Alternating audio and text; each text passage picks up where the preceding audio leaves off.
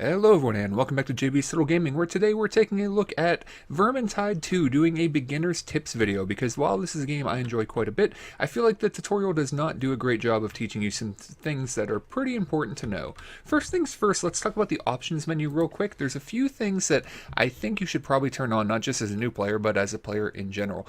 The first thing is the player outlines. This is going to outline all of your allies in green all of the time. It may be a little annoying when you're all bunched together and you may not like having that green outline. However, I think it's worth it. If with this off, you're going to see other players when they're being dragged away and their outline will turn red and things like that. But in general, I like having this on all the time. I personally don't find it all that annoying, and it's just easier to keep track of everyone in the party, in my opinion. But even if you choose not to do that, I feel like you definitely should put something on dodge only. By default, you can only dodge by double tapping the jump button, so you have to hit spacebar twice when you want to dodge, and it's kind of awkward and doesn't work all that well. So I put it on one of the side buttons on my mouse. However, just to let you know, the shift button also isn't used in this game by default. There is no sprints like there is in a lot of games by holding down shift. So either one of those or whatever is comfortable for you, I think is a good option. Also, there's a lot of things in your keep you can roam around and do, go to the forge and things like that. Just to let you know, you can do all of that by hitting the inventory button here, by hitting I. You can open loot boxes, you can go to the crafting and break things down and all that stuff, all from this menu. So you don't need to roam around your castle to do all those different things. Now, one thing I do think you should find in your castle, though, is this courtyard here where you've got these training dummies. So these are nice because they let you practice different things. And normally in the game, you would not have numbers as far as damage being done. So here you can come out and you can try different weapons. You've even got armored things up here, so I can shoot the armored guy with my bow. And you can see whenever I do this, I'm getting this red shield icon right by my crosshair. That's basically saying this enemy is armored and the attack I'm doing isn't doing any damage. So I can try out different weapons, say, well, what if I do a charged attack? What if I do a headshot? Things like that. So you can try out different things. You can also pick up these dummies and move them all around. So if you want to put them close to each other and try out different sweeping attacks and see how things work, that's something else you can do here and check out the damage numbers. And I think it can be pretty helpful when trying to learn a new weapon.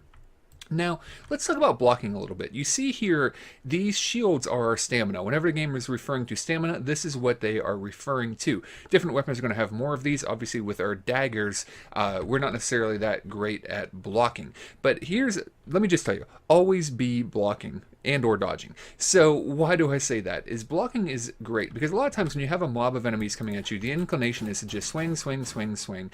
But when you eventually do that, you're going to get hit, especially when you're getting surrounded and enemies are coming in on different sides.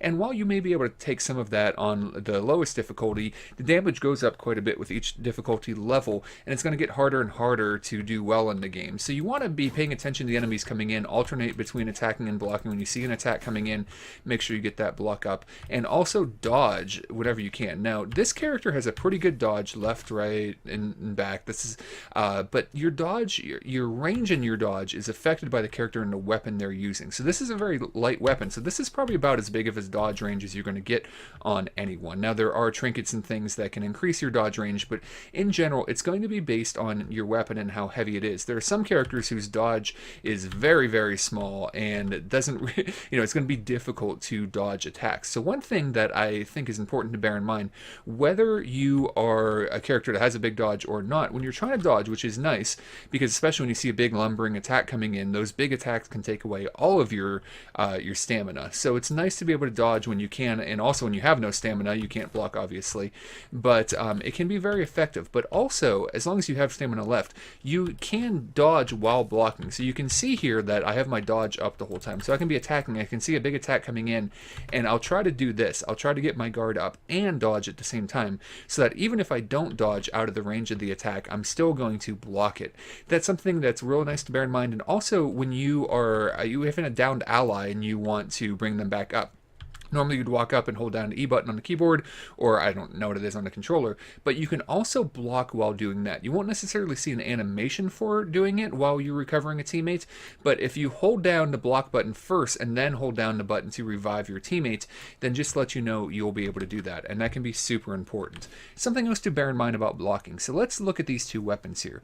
In the upper right corner, you can see that blue area, and that's your block effective range. So what does that mean? Now, when I'm blocking, I'm going to block in a 360 around me and block all damage. That's great. So why is there an effective range? And as you can see, the sword and dagger is obviously going to have a broader effective range than the two daggers because they're better at blocking. And then there's the two swords, which I believe are a little bit bigger than the sword and dagger, maybe about the same, I'm not sure. But the effective range is basically where you will block effectively. So if a normal attack would take away half of one of my shields, if I were to get attacked outside of my effective range, it'll take away a full shield. It does double stamina damage basically when I'm blocking outside of my effective range. So again, something to bear in mind. Now also while I'm blocking, I can actually do attacks. I hold down the attack button and I did a shove and then an attack. Now the attacks though, while you're blocking, while it may still look like you are blocking, you are vulnerable when you do this attack while holding down the block button. Now this right here though, this shove that you can see me doing here, this is super important, okay? It takes away my stamina when I'm doing it. But, again, depending on the character and how much stamina they have, different characters with different weapons are going to have better shoves. They can interrupt enemies, they can knock enemies back and give you some space. So the combination of, well, first of all, positioning, so maybe making sure you're up against the wall so you're not getting hit from the back, or maybe that you're kiting a mob so that you're not going straight onto it, so that you're moving around it and not being surrounded by the mob as they're coming at you, and things like dodging effectively, blocking often, I really mean that, blocking often, and then using the shove effectively to make space, interrupt attacks, and things like that are all key things that you're going to want to learn even on on the lowest difficulty level, but it's super important on the higher difficulty levels. So now that we've talked about some of those things that I think are pretty important, let's talk about power levels and equipments, because again, the game doesn't really explain this at all. So as you level up, you are going to get loot boxes, and then whenever you complete a mission, you're going to get loot boxes. All of these boxes are going to have 3 items. So even if you don't finish a mission, but you still level up a character, you're still going to get a box for that and then any completed mission. Now, the way these work kind of interesting. Again, I can do this from my inventory or I can go here to do it. So you're going to get different types of boxes. So these are ones I have left from the recruit difficulty level, and then with each difficulty level they are a little bit different. I don't have any in my inventory right now for higher difficulty levels, but at the base difficulty level, the highest value you're going to get from an item is up to 100 power level. Then 200, and then 300. You're also going to get these commendation chests. These chests you'll get every time you level up, and you see these can also go up to 300. So one super huge thing I will say, as tempting as it can be, do not open these commendation chests right away when you get them. I would wait until you're at least at a power level where you're saying, hey, I'm not too worried about it. Maybe I'm not going to jump up to the next difficulty. Maybe I'm already getting items that are over 200. Wherever you're at in the game, save them to a point where you're comfortable opening them, because in order to have power level of 200 or 300, you have to play on the higher difficulty levels. It'll be a while before you're even eligible to get there. So it's kind of a waste to open these right away, because what happens when you open these is you're going to get items that are around your current power level for your items, and possibly a little bit higher. So you're basically going to level up. So the first boxes you're going to get from the early missions that go up to 100, they'll start off very low. Your starting weapons only have a power of 5. And you'll quickly go above that, but eventually, as you open more and more boxes, you'll get higher and higher. But I suggest only opening the ones that go up to a power level 100 until you get up around that 100 level, and then opening some of the other ones, depending on what you want to do. Now, what's nice about this, though, is that these carry across all of your characters. So this character is level 24, but if I jump to another character, let's say, our Dwarven Ranger, he's level 3. Okay, if I jump into his items, you see right here, we've already got a 96 power level. And if I were to open, I haven't opened a box with this guy recently, but this is kind of interesting. So if I go here and then I open, you notice I have all the same loot boxes. So I can earn a box with one character and open it with another one. And then when I open a box, I'm going to get items that are either eligible for everyone to use, or I'm going to get weapons specific to the character I open it with. So a nice thing is that while this character is only level 3, you can see that their power level on their items is already pretty high, because it's based on the highest character they have. Your power level is based across the board. And also, all of these items, apart from their melee weapon and their ranged weapon, all of these, every person can share. So actually, you can have all of your characters using the same necklaces and the same trinkets and all of that. So these items are carried across all 3 characters. And these items, while the weapons are unique to each character, the power level is carried across. So if you switch to a new new character, even if they're at level 1, if you open some loot boxes with that character, you're going to get some power items, some items comparable to the power level you have, again, based on the type of box that you're opening up. And the loot boxes are actually different at different higher levels. You'll be able to see these ones, let's see here, these ones are called... strong boxes, and then I think they're coffers or something like that at the next level. But that's something else really important to keep in mind. So that's how the power level works. It'll go up gradually based on the items you have. And I believe it's the highest number item you have in your inventory. So let's say, for example, I had... this 91 equipped because I like the special powers involved with it. Let's say I had a generic, white item like this one that's level 130. I would suggest not breaking down this item yet and keeping whatever your highest power level item is in each category, because I believe it's based on the highest level in your inventory, and if I break down my highest level, then that's not really all that helpful. So I'll break it down later, because I'm probably not going to keep this one that doesn't have any special abilities, but I want to wait until I have something at a higher power level before I break that down. So again, the way crafting works, you can choose which items you want to salvage. You will get item pieces, basically scrap that is used for generic things. You'll get items that allow you to make weapons or to make different types of jewelry as you break those types of items down. These are kind of random, and you can also use scrap to upgrade items and things like that. We're not going to get too much into this. You can basically upgrade the rarities of items. You can reroll properties and things like that. You can choose a specific item to make. So for example, if I wanted, this is the upgrade item, if you can extract, so this is basically, you can extract the look of a weapon and put it on another weapon, is the weapon illusion things. And if I were to actually craft an item, basically I would take a blueprint from an item I can make, and then I believe I have to use one of the, like for this, I'd have to use a weapon part and then a certain number of scrap. And my understanding is it'll give you a power level comparable to what you have at that point. So let's say you really like a particular weapon, but you don't have one at a high power level, then you can craft one. So that's basically how all of that works. So we may jump into an actual game here real quick here just to show you a few more things, but hopefully that gave you a pretty good idea of some things that you definitely want to do and how some things work that weren't necessarily all that well explained in the game. Now, for the second part of this video, we're going to talk about some in-game stuff here. So one of the things I want you to notice, I just threw a bomb there. There are two types of bombs in the games, and you can see on the left there, each character is they're going to show you what they have available to you. So you can see at the bottom of the screen, my health, which is in the green, which is I'm about to die. My basically ultimate meter, which they're not called ultimates, but my class special ability that I can do, and then it'll recharge over time in the purple. And you can also see my health is partly blocked off.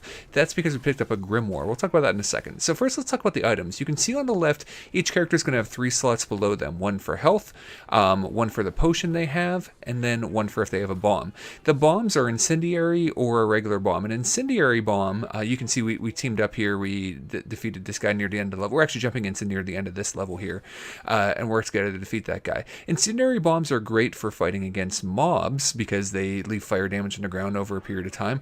While regular bombs are better against armored enemies, they also can be effective against bosses as they stagger them, so that can be pretty useful. There are several types of potions. There's a speed potion that gives you faster movement and attacks. There is a focus potion that will quickly recharge your focus, which I just use my focus there in order to use my ultimate to knock people back and give us temporary health, which is nice because, I have almost no health and we're getting attacked. And there is a strength potion which increases all damage, including bomb damage. Now the healing items, you can have a draft, which is like a potion, or the healing, the medical supplies. If you use those, the medical supplies heal a little bit more and also convert temporary hit points to permanent hit points, I believe, which is nice. Also, you can use the medical supplies on someone else. So if you equip it and hold down right trigger on someone, you can actually heal someone else with those. The potions you can't directly feed to someone else, however, you can give it to another player. So that's something to bear in mind. Now, there are things throughout the maps that are tomes. If you pick a tome up, they will help you get better loot loot at the end of the game. However, they take the place of your healing item. At any point, and actually you can see one of my allies healed me and then went and picked up another healing supplies that was there in the corner. So that was nice of my ally to do that, because you want to pay attention to what your allies have, where their health is. If you get knocked down, depending on a difficulty level, I believe you can get knocked down 3 times on the base, 2 times, and then 1 time. And then if you continue to do that, when you get back up, you'll have a bit of white health, which is temporary health that will go away over time, even if you don't take damage. And if you get knocked down too many times, depending on difficulty level, you'll get captured. If you're captured, your allies still have a chance to come rescue you eventually. You're not out of the game entirely, but you're out for a little while, so bear that in mind. Now, so you want to pay attention to those items, but these tomes, they can be put down. So basically, they don't allow you to carry a healing item around. So that's something that you want to bear in mind. But when you find a healing item when you're low on health, you can put the tome down, use the healing item, and then pick the tome back up. Grimoires are different. I don't believe they can be put down. They are black and white as opposed to red. And they're what gave us that, you can see there down at the end, where we actually can't get up to maximum health. Depending on the number of grimoires you pick up, and I believe there's 2 to 3 on each level, they actually lower everyone in the party's maximum health. So they're definitely a risk-reward thing. Like, picking up the tomes is one thing, but the grimoires are even worse. And then when you get to the end of the level, by the way, everyone just get in the bubble, because the mission ends when they do that. Oh, one thing I forgot to mention real quick, too, is your talents. Each character has 3 different characters they can play that you unlock once you reach a certain level with them. They also carry over, so that you don't have to have a set number of talent points. If you're level 25 with a character, you'll be level 25 with all 3 types. So here you can see at the end, we get bonuses depending for experience based on the tomes and grimoires and the level and the number of heroes alive. And then we get better potential for better items in our loot box based on quick play, the grimoires, and the tomes. And by the way, quick play is based on just hitting the quick play button and getting thrown into the game randomly, not completing the mission quickly. So hopefully that'll give you guys enough help in things you need to know to learn the game. Thanks a lot for watching, everybody, and we will talk to you again soon.